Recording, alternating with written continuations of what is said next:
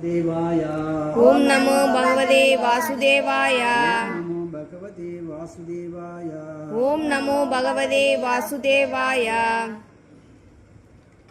श्रीमते रामानुजाय नमः। श्रीमते रामानुजाय नमः। प्रभुपादाय नमः। श्रीमते प्रभुपादाय नमः। ब्रह्मार्पणं ब्रह्महविः। ब्रह्मार्पणं ब्रह्महविः। ब्रह्माग्नौ ब्रह्मणाहुतं। ब्रह्मणाहुतं। ब्रह्मैव तेन कन्तव्यम्। ब्रह्मैव तेन कन्तव्यम्। ब्रह्मकर्म समाधिना। ब्रह्मकर्म समाधिना। மொழிபெயர்ப்பு பொருளுரை ஜெயஸ்ல புரோகாரம். பிரம்ம இயற்கையில் ஆன்மீகமான அர்ப்பணம் சர்ப்பணம் பிரம்ம பரமன் கவி நெய் பிரம்ம ஆன்மீக ஆத்மனம் நெருப்பு என்னும் முடிவு பிரம்மனோ ஆன்மீக ஆத்மாவார் இடம் ஒதுக்கப்படுவது பிரம்ம ஆன்மீக உலகம் ஏவ நிச்சயமாக தேன அவனா கந்தவியம் அடையப்படுவது பிரம்ம ஆன்மீக கர்ம செயலில் சமாத்மா சமாதியில். மொழிபெயர்ப்பு பொருளுரை ஜெயஸ்ரீ பக்தி வேதாந்த சுவாமி ஸ்ரீல புரோகாரம். கிருஷ்ண உணர்வில் முழுமையாக ஆழ்ந்திருப்பவன் நிச்சயமாக ஆன்மீக உலகை அடைவான். ஏனெனில் அவன் ஆன்மீக செயல்களுக்காக தன்னை முழுமையாக சமர்ப்பித்துள்ளான். பிரம்மனை இலக்காக கொண்ட இச்செயல்கள் அதே ஆன்மீக இயற்கையின் மூலம் அர்ப்பணிக்கப்படுவதாகும். கிருஷ்ண பக்தியின் செயல்கள் எவ்வாறு இறுதியில் ஆன்மீக இலக்கை நோக்கி கொண்டு செல்கின்றன என்பது இங்கே விளக்கப்பட்டுள்ளது. கிருஷ்ண பக்தியில் பல்வேறு செயல்கள் உள்ளன. அவை பின்வரும் பதங்களில் விளக்கப்படும். ஆனால் தற்போது கிருஷ்ண உணர்வின் அடிப்படை கொள்கை மட்டும் விளக்கப்பட்டுள்ளது. பௌதீக களங்கத்தினால் பந்தப்பட்டுள்ள கட்டுண்ட ஆத்மா ஜட சூழ்நிலையில் செயலாற்றுவது நிச்சயம். இருப்பினும் அத்தகு சூழ்நிலையிலிருந்து அவன் வெளிவர வேண்டும். கட்டுண்ட ஆத்மா பௌதீக சூழ்நிலையிலிருந்து வெளியேறும் முறையே கிருஷ்ண உணர்வாகும். உதாரணமாக, அளவுக்கு அதிகமாக பால் பொருட்களை உட்கொண்டதால் வயிற்றை கெடுத்துக்கொண்டு துன்புறும் ஒரு நோயாளி மற்றொரு பால் பொருளான தயிரின் மூலம் குணப்படுத்தப்படுகிறான். இங்கே கீதையில் கூறப்பட்டுள்ளது போல் ஜடத்தில் மூழ்கியுள்ள கட்டுண்ட ஆத்மாவை கிருஷ்ண உணர்வினால் குணப்படுத்த முடியும். இந்த வழிமுறை பொதுவாக யக்ஞ அல்லது விஷ்ணுவின் கிருஷ்ணரின் திருப்திக்காக மட்டும் செயலாற்றப்படும் செயல்கள். யாகங்கள் உலகின் செயல்கள் எந்த அளவிற்கு விஷ்ணுவிற்காக மட்டும் கிருஷ்ண உணர்வில் செய்யப்படுகின்றனவோ அந்த அளவுக்கு சூழ்நிலை ஆன்மீக மயமாக்கப்படுகிறது. பிரம்மன் என்ற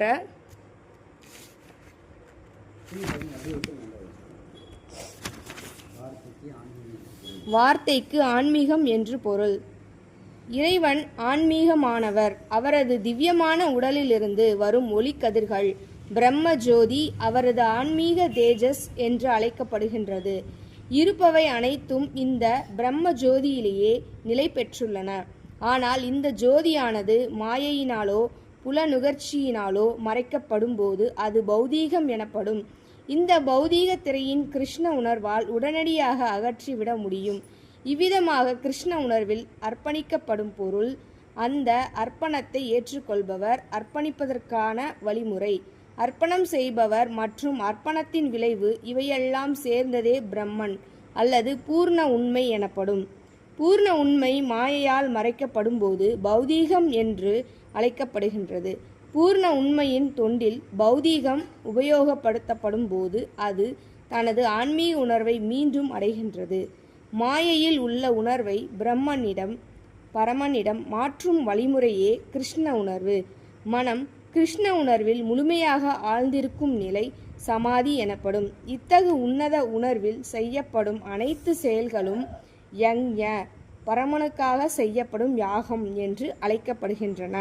இத்தகு ஆன்மீக உணர்வில் அர்ப்பணிப்பவர் உதவியாக இருப்பவை செலவிடப்படுவது யாகத்தை செய்பவர், யாகத்தின் தலைவர், விளைவு, இறுதி லாபம் இவை அனைத்தும் பூர்ணமான பரபிரம்மனில் ஒன்றாகி விடுகின்றன. இதுவே கிருஷ்ண உணர்வின் வழிமுறையாகும்.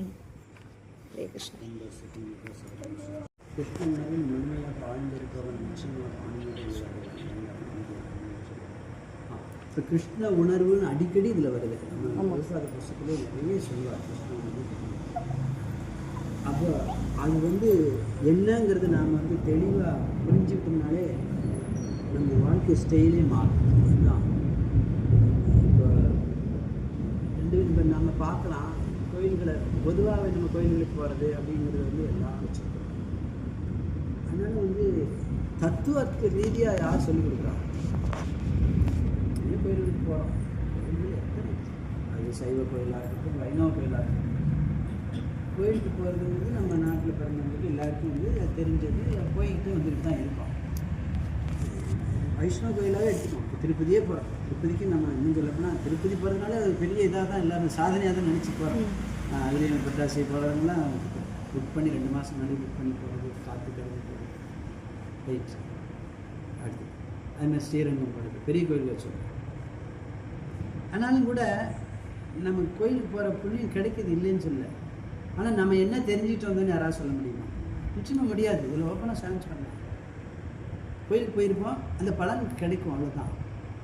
நம்ம அடுத்த ஒரு 4 நாள் 5 நாள் நம்ம பழைய ஸ்டைலில் தான் அப்படி தானே வாழ்ந்துட்டுருக்கோம். அங்கே தான் நம்ம வித்தியாசம். கோவிலுக்கு போய் வந்தோம்னாலே நமக்கு ஒரு மாற்றம் இருக்கும். அது அந்த மாதிரி ஒரு கலாச்சாரம் கம்மியாக இருக்குது. இப்போ ஒன்றும் இல்லை, நம்ம இந்த கோயில் இப்போ நான் ஹரே கிருஷ்ணா கோயிலில் நீங்கள் சொன்னீங்க, நீங்கள் வெளிநாட்டில் 1 மணி நேரம் 1.5 மணி நேரம் இருந்தோம்னாலே நம்ம இல்லை எதையோ ஒன்று கற்றுக்கிட்டு வரமா இல்லை. நிச்சயமாக நம்ம வாழ்க்கையில் ஒரு மாறுதலோட என்ன தான் இருக்கணும் கோயிலுக்கு. அப்போ இந்த இடத்துல கிருஷ்ண உணர்வு அடிக்கடி சொல்கிறார். கிருஷ்ண உணர்வுங்கிறது வந்து நம்ம என்ன அப்படின்றது நம்ம அப்படி ஒரு கேள்வி கொடுக்கணும். சென்டென்ஸாக படிச்சிட்டோம். கிருஷ்ண உணர்வுனா என்ன, அது எவ்வளோ பெரிய தாக்கத்தை நம்ம லைஃப்பில் ஏற்படுத்துங்கிறது சொல்லுவோம். இப்போ பொதுவாகவே 2 வகையாக பிரிக்கலாம். நம்மளை வந்து உணர்வு ரீதியாக பிரிக்கிறது. இப்போ நம்ம வாழ்க்கை முறையை பாருங்கள், நம்ம ஒரே ப்ராசஸில் போயிட்டு தான் இருப்போம். ஆனால் நம்ம உணர்வு ரீதியாக மாறுதல் பண்ணுறாங்க. இப்போ என்ன சொல்லுவார்னா, நம்ம தொழிலையும் மாற்ற சொல்லலை. இப்போ சடனாக எதையுமே யாரையும் பண்ண சொல்லலை. இது நடைமுறைகள். இப்போ நம்ம படிச்சிருக்கிறோம், அந்த படிப்பு தகுந்த மாதிரி தொழில் இல்லை, ஒவ்வொருத்தருக்கும் ஒரு கடன், ஒருத்தருக்கு விவசாயம், வியாபாரம், எது வேணா இருக்கலாம். அப்போ தொழில் ரீதியாக மாறுதல் பண்ண சொல்லலை, ஆனால் உணர்வு ரீதியாக மாற்ற சொல்கிறாங்க. அது எப்படிங்கிறது நம்ம பக்தர்கள் மூலமாக தான் கற்றுக்கணும். உணர்வு தான் முக்கியம். நம்ம வாழ்க்கையில் உணர்வு ரீதியாக தான் எல்லாத்தையும் அணுகணும்.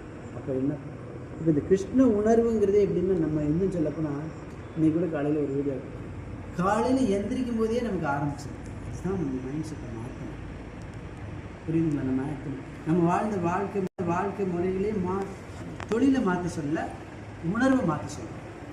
இப்போ எழுந்திருக்கும் போதே நிச்சயமாக என்ன பண்ணணும்னா, நிறைய மகான்கள் இருக்காங்க. நம்ம சிந்தனை என்ன கொடுக்குறோமோ, இது வந்து அறிவியல் பூர்வமான உண்மை. எழுந்திருக்கும் போதே டென்ஷனாக எழுந்திரிச்சுன்னா அன்றைக்கி 4 பேரும் டென்ஷனாக இருக்கும். இது நம்ம வாழ்ந்து கவனிக்க வேண்டிய விஷயம். இது நம்ம வாழ்க்கை பல விதமாக வாழ்ந்துருப்போம். ஆனால் மாறுதல் பண்ணணும். பக்தி விஷயம் எழுந்திருக்கும் போதே வந்து இன்றைக்கி இவ்வளோ வேலை இருக்குது, அந்த வேலை இருக்குது, அந்த அப்படியே பல சிந்தனை கொடுத்துட்டோம்னாலே இது மாதிரியாவது போயிடும். அப்போ எழுந்திருக்கும் பொழுதே வந்து நம்ம பக்தியாகவே எழுந்து கற்றுக்கணும். அப்போ அதை எப்படி பண்ணலாம் அப்படின்னா, அதுக்கு தான் நம்ம எழுந்திருக்கும் போது நம்மளை சுற்றி ஏதாவது ஒரு நமக்கு தெரிஞ்ச ஒரு சுவாமி போட்டா ஒன்று வச்சுருக்கணும். அது முக்கியமாக விஷ்ணு போட்டாவாக இருக்கிறது நல்லது. அப்போ ஹரி ஹரி ஹரின்னு சொல்லி ஒரு 7 முறை சொல்லிட்டு எழுந்திருக்கலாம்னு சொல்லியிருக்காங்க. அப்படி இல்லை, நமக்கு பிடிச்ச நாமங்கள் கிருஷ்ணா கிருஷ்ணான்னு சொல்லலாம், ராமா ராமன் எப்படி வேணா இருக்கலாம். அப்போ என்ன, அதுபோக சடனாக வந்துட்டு டக்குன்னு சில எந்திரிக்கக்கூடாதுன்னே சொல்கிறாங்க. இப்போ நம்ம சாதாரண சூழ்நிலை, நமக்கு நிறைய வேலை இருக்கும், சில பிஸியாக இருக்கும், எவ்வளோ சூழ்நிலை மாறுது இல்லை. அப்போ காலையில் எழுந்திரிச்சு அந்த வேலை தான் நம்ம அதை போடணும், இது போடணும், அப்படி தானே தோணும். ஓடும்ல. இன்னைக்கு முக்கியமான ஏதோ ஒரு வேலை வச்சுருப்போம் அப்படின்னு வச்சுருப்போம். இப்போ சாதாரண நாளை விட முக்கியமான நாளில் நிறைய வேலை வச்சுருப்போம். அதே தான் சிந்தனைக்கு வரும். எழுந்திரிச்சோட இன்னைக்கு அதை போடணும், இதை போடணும், அப்படி வரும்ல. அனுபவத்தில் என்ன சொல்கிறாங்கன்னா, எழுந்திரிச்ச உடனே பொதுவாகவே ஹார்ட்டுக்கே வந்து அப்படி கொடுக்கக்கூடாது. எழுந்த உடனே எவ்வளோ வேலை இருந்தாலும் அமைதியாக ஒரு 3 நிமிஷம் இல்லை, ஒரு 5 நிமிஷம் ஆகுது படுக்கையில் இருந்து உட்காந்துடணும். 5 நிமிஷம் உட்காந்து அந்த 5 நிமிஷத்தை வந்து நீங்கள் இறைவன்கிட்ட செலுத்துறது, பகவான்கிட்ட செலுத்த சொல்கிறாங்க. ஒரு 3 நிமிஷம் கூட வச்சுங்களேன். எந்திரிச்சு உட்காந்த உடனே நம்ம முன்னாடி நிச்சயமாக இருக்கும் நம்ம ரூமில் சுற்றிலும் ஒரு 3 நிமிஷம் கூட உங்களுக்கு பிடிச்ச நாமங்களை ஹரி ஹரி இல்லை கிருஷ்ண கிருஷ்ண ராம ராமான்னு சொல்லி பகவானுடைய திருவுருவத்தையும் பார்த்துட்டு இதை சொல்லிட்டீங்கன்னா ஒரு 3 நிமிஷம் அந்த அந்த ஹார்ட் வந்து தூக்கத்தில் இருக்கும்போது அமைதியாக தான் இருக்குமா. நம்ம சடனாக அதுக்கு வேலை கொடுக்க விடாது. இப்போ ஒரு நடக்கிறது சில நேரத்தில் பால்காரன் தட்டிட்டு இருப்பாங்க, அதை பார்த்துருப்பீங்க சில இடத்துல. அவன் வந்துட்டான்னா கடன்னு வேகமாக ஓடும். அப்போ அந்த ஹார்ட் வேகமாக துடிக்கும்.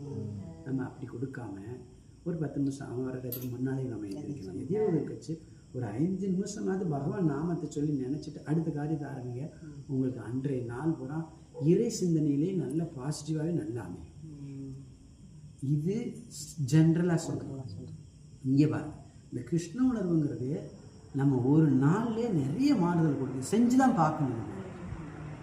அப்போது எழுந்திரிச்ச உடனே பகவான் நாமத்தை சொல்லிட்டு எழுந்திரிச்சிட்டோம். மற்ற கடமைகளை முடிச்சுட்டு விடிய காலம் எழுந்திரிக்கிறவங்க ஒரு ரவுண்டாவது ஜபம் பண்ணிடணும். நம்ம முடிஞ்ச வரைக்கும் ஏதோ ஒரு தீபம் காட்டணும் காமிச்சிட்டு அடுத்து மற்ற வேலைகள், அப்புறம் இடையில நாம ஜபம் இப்படி கொடுக்க இந்த ஜபம் பண்ணும்போது நம்ம உணர்வு மாறும். கிருஷ்ண உணர்வுங்கிறது அப்படிதான். நம்ம நாம ஜபம் செய்யவே நம்ம உணர்வுகளையே மாற்றணும். உணர்வு மாற மாற நம்ம செயல்பாடுகள்லாம் தெளிவாயிடலாம். எவ்வளோ குழப்பமும் இருக்காங்க. அந்த பணிகள் வந்து இதை செஞ்சு பார்க்கணும். இதை நம்ம வந்து அவரவர்கள் செஞ்சு தான் பார்க்கணும். காலையில் ஜபம் முடிக்கவே உங்களுடைய பணிகளே நம்ம மைண்டு தெளிவாகிடுது. மைண்டு தெளிவாகும்போது நம்ம வேலையும் கரெக்டாக. இது ஒரு அனுபவபூர்வமான உண்மை. நிறைய சொல்லியிருக்காங்க. செய்யக்கூடிய செயலும் வந்து அப்படியே எல்லாமே பக்தி ரூபம்னு மாறிடுறாங்க. நேரம் கருதி இதெல்லாம் சுருக்க வேண்டியது. இதில் ஒன்றுனா ஒரு பாராவாக பார்க்கணும். இப்போ ஒரு பாரா முடிச்சு இப்போ மொத்தமாக முடிச்சிடல, ஒரு பாரா முடிச்சு இன்னொன்று என்னென்னா இது சுருக்கமாக சொல்லுங்கள். பகவத்கீதை கேட்கறதுடைய தன்மை என்னென்னா நம்ம வந்து அறியாமையிலேருந்து விடுபடுறோம். நல்லா புரிஞ்சுக்கணும். இது வந்து எல்லாருமே நம்ம ஓப்பனாக சொல்லுவது உபன்யாசம் சொல்லுவாங்க, ஆன்மீக விஷயத்தில் நம்ம முட்டாளர்களாக தான் இருக்குமா சொல்லுவாங்க. இது வந்து உரிமையாக சொல்லுவாங்க, சந்தோஷமாக எடுத்துக்கணும். ஆமாம், அது ஏற்றுக்கணுமா. ஒரு குருமார் சொல்கிறார், பெரிய மகான் சொல்கிறார், நான் முட்டாளாகத்தான் இருக்கேன்னு ஒத்துக்கணும். பகவான் முன்னாடி நம்ம பௌதிக விஷயத்துக்கு சொல்லலை.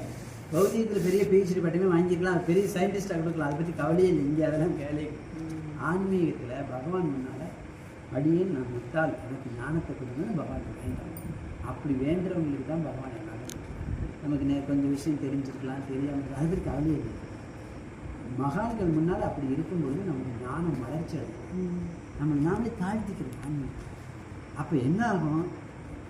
பகவத்கீதை என்ன சொல்லுதுன்னா, பகவத்கீதை கேட்கறது என்ன, அறியாமையிலேருந்து நம்மளை விடுவிக்கிறாங்க. பகவத்கீதை கேட்க நம்ம உண்மையிலேயே இதெல்லாம் சொன்னாங்க நிறைய பேர், இந்த உடம்பே அறியாமை நிறைந்தது தான். அப்படி தானா? அறியாமை நிறைந்தது தான். எந்த அறியாமை நிறைந்தது? வேத ஞானத்தின் அறியாமை.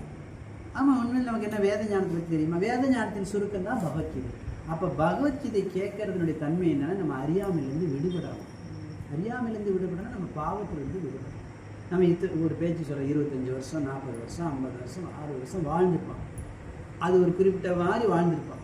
பகவத்கீதை அடிப்படையில் வாழ்ந்துருக்க போகிறோம்? நிச்சயமாக கிடையாது. அப்போ பகவத்கீதை கேட்கும்போது பகவத்கீதையின் அடிப்படையில் நம்ம வாழ்க்கை மாறுகிறது. அப்போ அறியாமை விலகுது, பாவம் தொலைது. பகவத்கீதை கேட்க நம்ம அறியாமை நம்ம உண்மையிலேயே ஒரு ஸ்லோகம் போக இன்னும் நிறைய விஷயங்கள் நம்ம நடுவில் போகிற நிறைய விஷயங்கள். முக்குணங்கள்னால் அதுக்கு முக்குணங்கள்லாம் கேள்விப்பட்டோம்னா நிறைய நம்மளுடைய மாறுதல் ஆகிடும். முக்குண செயல்பாடு என்ன, அந்த குணங்கள் நம்ம எப்படி ஆளுமை பண்ணுறது, நம்மளை எப்படி இந்த இதில் பாருங்கள், மாயாசக்தியை பற்றி நிறைய சொல்லியிருக்கேன். மாயாசக்தி இதெல்லாம் நிறைய டைமே பார்த்தேன். மாயாசக்தினா என்ன அப்படிங்கிறது. மாயாசக்தி நம்ம வாழ்க்கையில் பின்னே பணிஞ்சிருக்கு. நம்மளை அதை எப்படி போட்டு சுழட்டிக்கிட்டு இருக்கு அப்படிங்கிறதுலாம் வந்து நிறைய தத்துவங்கள் இருக்குது பகவத்கீதை கேட்குறது. அப்போ பகவத்கீதையுடைய தத்துவம் என்ன அப்படின்னா, நம்ம முதல்ல அறியாமை தான் துன்பத்துக்கு காரணம். அது எல்லாரும் நம்ம புரிந்து கொள்ளணும். அந்த அறியாமை இருக்கும்போது இந்த மாயை நம்மளோட சூழ்ந்துட்டு, மாயை எப்படியெல்லாம் இன்றைக்கி ஒரு கேட்டாங்க, அந்த அம்மா கேட்கும்போது ஒரு கேள்வி கேட்டாங்க, அதுக்கு அவர் பதில் சொன்னார். மாயாசக்தி யார் அப்படின்னா கிருஷ்ணருடைய சேவை. நல்லா புரிஞ்சு,